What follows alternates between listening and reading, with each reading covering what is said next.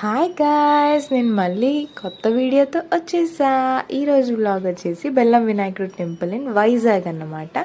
So బెల్లం వినాయకుడు temple ఇక్కడ ఫేమస్ ఏంటంటే, మనం బెల్లం ఇచ్చి 3 ప్రదక్షిణాలు చేసి ఏం కోరుకుంటే అది నెరవేరుతుంది. సో నెరవేరిన తర్వాత మనం దానికి మించిన బెల్లం ఇస్తామని సమర్పిస్తామని చెప్పి మనం కోరుకోవాలన్నమాట. సో మన కోరికలు అయితే తొండమే నెరవేరుస్తారని అక్కడ అందరి నమ్మకం.